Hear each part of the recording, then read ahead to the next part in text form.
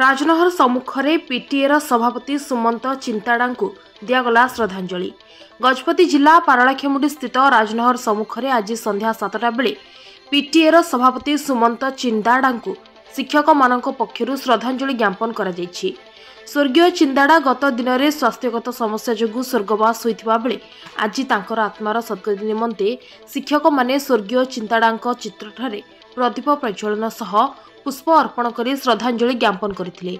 एही अवसर में समस्त शिक्षक माने स्वर्गीय चिंताड़ा विचार नेतृत्व को नहीं निज निजर मत प्रकाश करने सह स्मृतिचारण करथिले।